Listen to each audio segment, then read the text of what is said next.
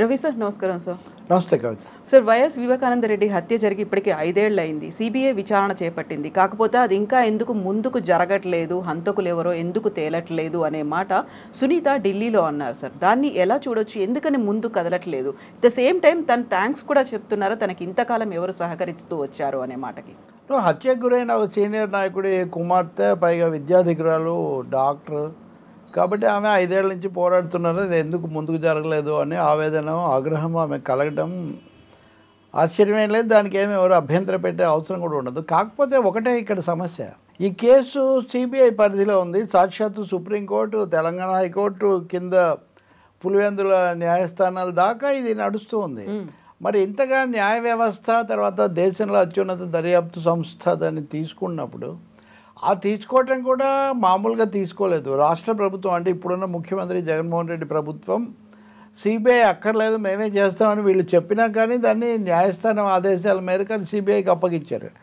So ఈ దేశంలో న్యాయపరంగా సుప్రీంకోర్టు కంటే, దర్యాప్తు పరంగా సిబిఐ కంటే ఇంకా పైన ఉన్నత సంస్థలు ఏమీ లేవు. ఇప్పుడు ఆమె అన్నారు, నేను కూడా విన్నాను, అది స్టాండ్ స్టిల్కి వచ్చింది, ప్రతిష్టంభనలో పడింది అని. సిబిఐకి అప్పగించటం కూడా నిజానికి సునీత గారు వాడి తల్లిగారు చేసిన అభ్యర్థన ప్రకారమే చేశారు. ఒక న్యాయ వ్యవస్థ, ఒక దర్యాప్తు వ్యవస్థ దేశంలో ఏదైతే ఉందో ఇంకా దాని పరిధిలో అది నడవాల్సిందే. కానీ ఒకసారి అక్కడికి వెళ్ళిన తర్వాత ఆమె ఈరోజు మాట్లాడిన వాటిలో ఆవేదన, లేకపోతే ఆగ్రహము, లేకపోతే రాజకీయంగా సంచలనం కలిగించే వ్యాఖ్యలు చాలా ఉన్నాయి. కానీ లీగల్ యాంగిల్లో అంటే న్యాయపరమైన కోణంలో కొత్తగా ఏమీ కనిపించలేదు వాస్తవంగా. ఇప్పటివరకు అదెందుకు జరగలేదు, ఇదెందుకు జరగలేదు, నిజమే, అవన్నీ ఎవరు నిర్ణయించాలి వాస్తవంగా. ఇంకా రెండో విషయం, దస్తగిరి అప్రూవర్గా మారిన అతను మొన్న ఆయన ఏదో వేరే కేసులో కిడ్నాప్ అని ఏదో అరెస్ట్ చేశారు. దాని మీద ఆయన బయటకు వచ్చారు, నన్ను కావాలని ఇరికిచ్చారు, నన్ను అక్కడ జైల్లో ఉన్నప్పుడు నన్ను ప్రలోభ పెట్టారు, నేను జగన్మోహన్ రెడ్డి మీద పోటీ చేస్తాను పులివెందుల్లో, ఇట్లాంటి కామెంట్స్ ఆయన చేస్తున్నారు మీడియాలో. ఓకే, ఆయన చేయొచ్చు, చట్టం ఆయన అనుమతిస్తే. ఇంకా మిగిలిన ఆయన్ని కూడా కోర్టే చూస్తూ ఉంది.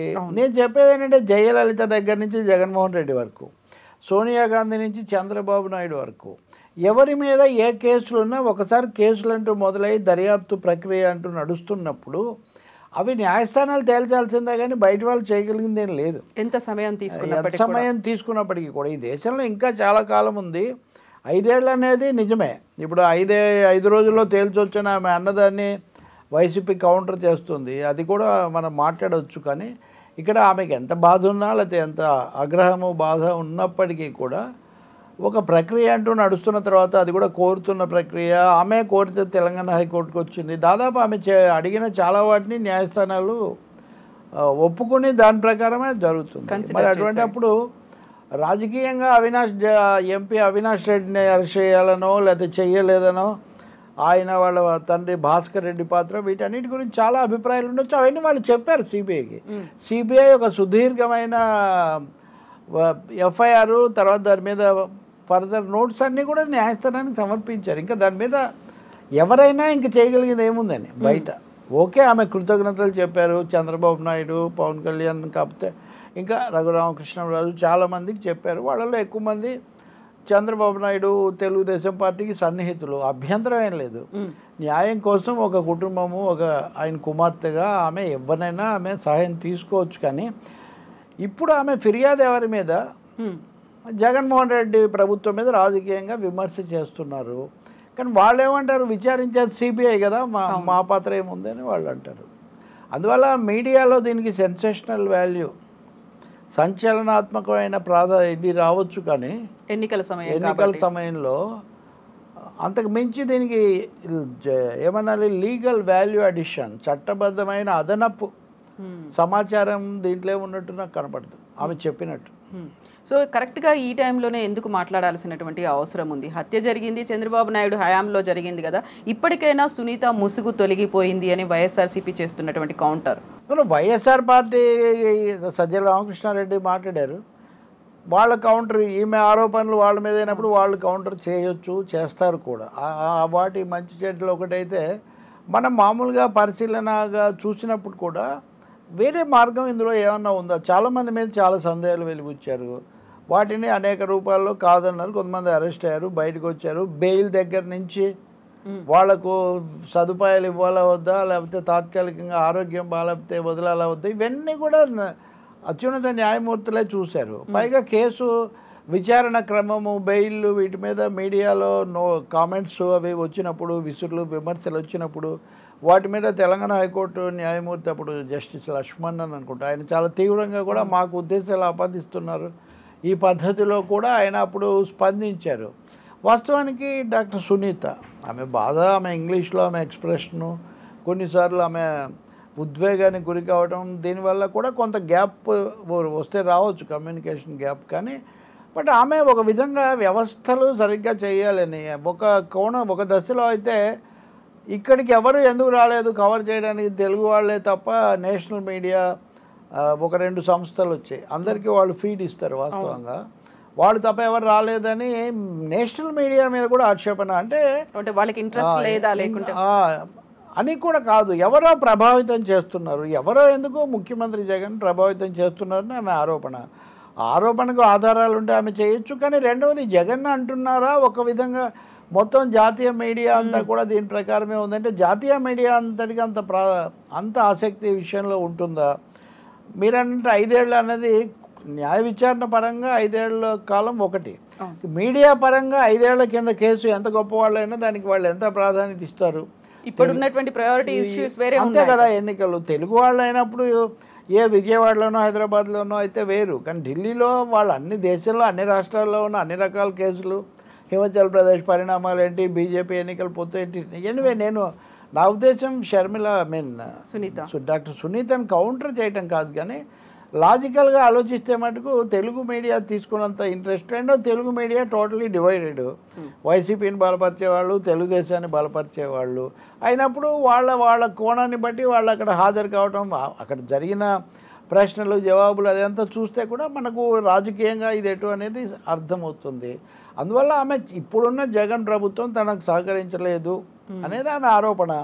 ఒక విధంగా జగన్ కూడా ఇందులో పాత్ర ఉందా, లేదా జగన్ వాళ్ళను కాపాడడం చేస్తున్నారని మీరు ఆరోపిస్తున్నారా లేదా అంటే పాత్ర ఉందో లేదో విచారణలో దర్యాప్తులో తేలాలి, కానీ కాపాడుతున్న మాట మటుకు నిజం అనేది ఆమె ఆరోపణ. అంతటితో ఆయన జగన్ సతీమణి ఆమె భారతిని కూడా తీసుకొచ్చారు. దాని మీద కొన్ని ఛానల్స్లో కొంచెం ఏదో అన్యాపదేశంగా సజెస్ట్ చేస్తున్నట్టుగా హెడ్డింగ్స్ పెట్టారు, ఇబ్బందికరమైన, ఇది ఎవరి పద్ధతి వాళ్ళది అనుకోండి. ఎనివే ఈమె ఇప్పుడు రాజకీయంగా ఆమె చెప్పదలుచుకుంది, న్యాయపరంగా ఇంకా కోర్టుల్లో వదిలిపెట్టాల్సిందే. కాబట్టి ఈ ప్రభుత్వానికి ఓటేయకండి, అలాగే రాష్ట్రంలో మరో 10-12 హత్యలో చావులో వాటిని కూడా దీనికి కలిపి అందులో ఇది భాగం. నేను ఇంతకుముందు మీరు భిన్నంగా మాట్లాడారు కదా, ఇంతకుముందు అప్పుడు మీకు అనుమానం లేదు కదా, ఇటువంటివి అడిగినప్పుడు ఆమె దానికి ఒక విధంగా కొంచెము ఏమనాలంటే లిటరరీ ఆర్ సినిమాటిక్ జవాబు ఏంటంటే, సినిమాల్లో మనం చూస్తాం కదా హంతకులు మన పక్కనే ఉంటారు, మనం కనుక్కోలేము అంటే, అప్పుడు నేను కనుక్కోలేక వీళ్ళ ప్రభావంతో అలా ఫిర్యాదు చేశానని ఆమె అంటున్నారు. అబ్జల్యూట్లీ ఆమె అలానే హక్కు ఆమెకు ఉంది. కానీ అదే సమయంలో చూసేవాళ్ళు కానీ, న్యాయస్థానం కానీ, మీడియా కానీ ఇవి అన్నింటినీ దృష్టిలో పెట్టుకొని మాట్లాడతారు. మీ అభిప్రాయం, మీ అనుభవము, లేకపోతే మీ ఆవేదన మీది కావచ్చు. అలాగే ఒక ప్రశ్న వేశారు, మీ భర్త రాజశేఖర రెడ్డి పేరు కూడా ఇక్కడ వస్తుంది కదా అది అన్నప్పుడు నేను అన్నప్పుడు నా భర్తతో సహా నాతో సహా ఎవరినైనా విచారించాల్సిందే, ఎవరిని వదిలిపెట్టకూడదు అన్నారు. మరి ఆ క్రమం ఇంకా అలాగే దస్తగిరి తనను ఇన్ఫ్లుయెన్స్ చేయడానికి ప్రలోభం అనే మాట కూడా వాడారు. ప్రలోభ పెట్టి 20 కోట్లు ఇచ్చి ప్రలోభ పెట్టడానికి కొంతమంది జైలుకి వచ్చి నన్ను కలుసుకున్నారని ఆయన ఆరోపించారు. అలా కలుసుకునే అవకాశం ఎట్లా వస్తుందని ప్రశ్నించారు. నిజం కలుసుకున్నారా లేదా తప్పకుండా న్యాయస్థానంలో కూడా ఆమె దాని మీద పిటిషన్ దాఖలు చేయొచ్చు, ఏం జరిగిందో కూడా తెలుసుకోవచ్చు. కానీ అదే సమయంలో దస్తగిరి లాంటి వాళ్ళ మీద చట్టబద్ధంగా వాళ్ళకి ఎంత ప్రాధాన్యత ఇవ్వాలి, అలాగే అలాంటి వాళ్ళు చెప్పేదాన్ని ఎంత తీసుకోవాలి అన్నది కూడా దర్యాప్తు సంస్థలు, కోర్టులే నిర్ణయించాలి. ఎందుకంటే గతంలో చాలా తీవ్రమైన ఇవి జరిగి అందులో భాగస్వామిగా ఉన్నప్పుడు అప్పుడు జరిగిన దానికి ఇప్పుడు చెప్తున్న దానికి పొంతన ఉందా లేదా అన్నది వాళ్ళు చూడాలి. అంటే ఒక దీని అంతటి సారాంశం ఏమంటే, మీరు ఖచ్చితంగా నిర్ధారణకు వచ్చి ఎక్స్ ఆర్ వై లేదా చెప్పాలంటే ఇంకా ముఖ్యమంత్రి ప్రేరణతో జరిగిందని మీరు భావిస్తే అది మీరు కోర్టులో చెప్పచ్చు.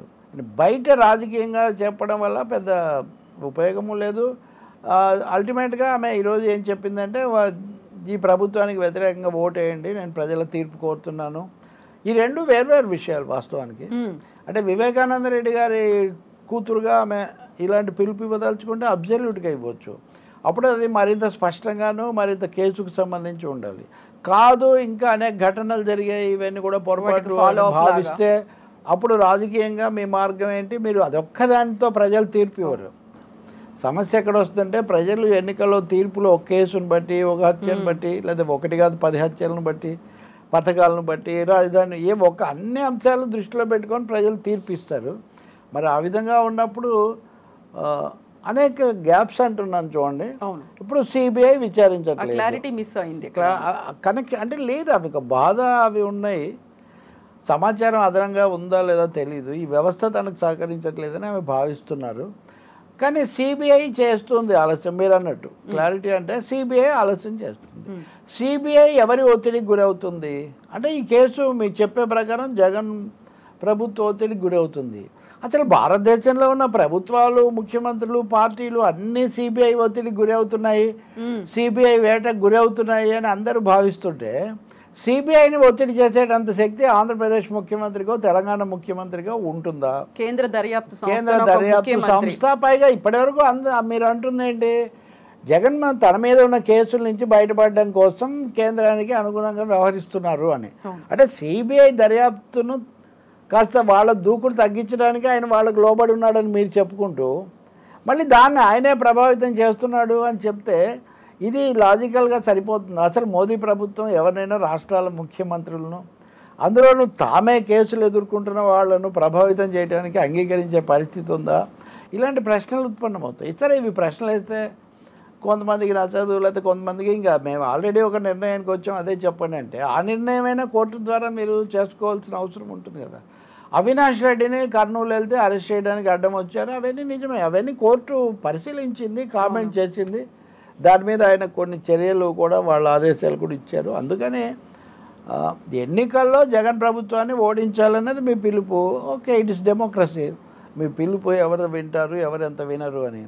రెండవది, మీరు ఎన్నికల్లో రాజకీయాల్లోకి వస్తారా, ఎన్నికల్లో పోటీ చేస్తారా అంటే ఇవన్నీ ఏ పద్ధతుల్లో ఇదంతా జరగలేదు కాబట్టి అన్నీ ఆలోచిస్తున్నాను అంటే మీరు రాజకీయాల్లోకి రావాలనుకుంటున్నారు. ఎక్కడి నుంచి పోటీ చేస్తారు, పులివెందుల నుంచా కడప నుంచా, ఏ పార్టీ నుంచి అనేది కూడా ముఖ్యమైన ప్రశ్న ఇక్కడ. అంటే తనకు మద్దతుగా ఉన్న వాళ్ళలో చంద్రబాబు ఆయన సన్నిహితులతో పాటు ఆమె వైఎస్ షర్మిల పేరు కూడా చెప్పారు. వైఎస్ షర్మిల ఇప్పుడు కాంగ్రెస్లో ఉన్నారు.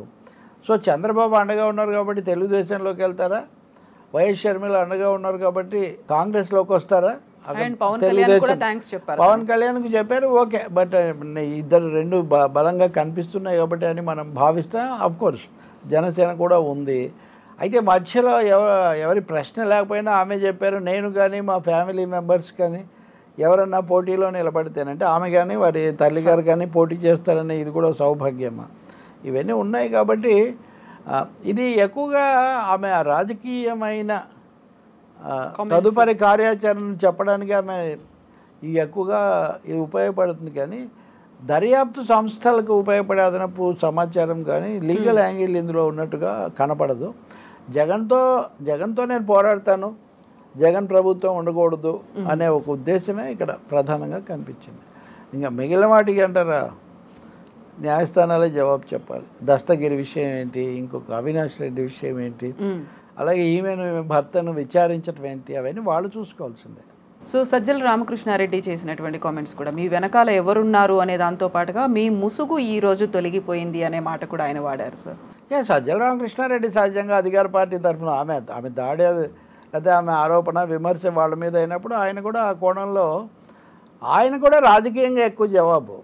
అంటే మీ ముసుగు తొలగిపోయిందంటే మీరు చంద్రబాబు నాయుడుతో ఉండి మా మీద ఆరోపణలు చేస్తున్నారు అనేది వైసీపీ ప్రతి ఎదురుదాడి కాబట్టి ఆయన అదే మాట చెప్పారు. కాకపోతే ఆయన ఒక పాయింట్ తీసుకున్నారు, 5 ఏళ్ళు అయినా ఎందుకు 5 రోజుల్లో తేల్చొచ్చు అంటున్నారు కదా, 5 రోజులు చంద్రబాబే అధికారంలో ఉన్నాడు కదా, ఈ హత్య జరిగింది చంద్రబాబు హయాంలో కదా, మరి అటువంటిప్పుడు 5 రోజుల్లో ఎందుకు తేల్చలేదు, మీరు ఆయన గురించి ఒక మాట కూడా ఎందుకు అడగరు, ఇలాంటి ప్రశ్నలు ఆయన వేశారు. మొత్తం మీద ఎప్పుడైతే ఆమె రాజకీయాల్లోకి వస్తాను ఈ ప్రభుత్వాన్ని ఓడించండి అని పిలిపించారో తక్షణం ఈ ప్రభుత్వము ఈ అధికార పార్టీ వ్యతిరేకంగా మారిపోతాయి కదా.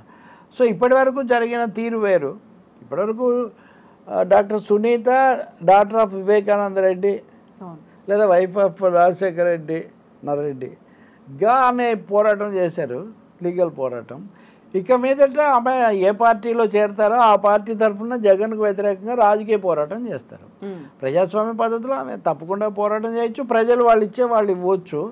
ప్రజల సంగతి ఏమో కానీ మీ కుటుంబ సభ్యులు మీకు మద్దతుగా ఉంటారని భావిస్తున్నారా అని కూడా మీడియా వాళ్ళు అడిగారు. ఇప్పటివరకు జరిగిన దాన్ని బట్టి కుటుంబ సభ్యులు అంత ఎక్కువగా నాతో ఉండకపోవచ్చునేమో అనే ఒక సందేహం ఆమె వెలిబుచ్చారు. కాబట్టి ఆమె షర్మిల తప్ప కుటుంబ సభ్యుల మద్దతు కూడా ఉండదు, వాళ్ళు ఎక్కువగా జగన్తోనే ఉన్నారు అని ఆమె సూచిస్తున్నారనమాట. ఇంకా తదుపరిగా చాలా పేర్లు వచ్చాయి కాబట్టి వాళ్ళందరూ ఎలా స్పందిస్తారు, పార్టీలు ఎలా స్పందిస్తాయి. ఇప్పటికీ ఒక ఆయన అయితే స్పందించాడు, ఇంకా మిగతా వాళ్ళు కూడా స్పందించడం జరగవచ్చు. ఈ కేసును మరొకసారి నిన్న తాడేపల్లి గూడెము జనసేన తెలుగుదేశం సభ అటువైపు నడిచింది. బట్ దాని మీద ఫోకస్ విమర్శలలోనే ఇప్పుడు హఠాత్తుగా ఈ అంశం తెర మీదకి వచ్చింది కాబట్టి దీనికే ఎక్కువ ఇది రావచ్చు, ప్రచారం అనండి, చర్చ అయితే మరలవచ్చు. Thank you sir.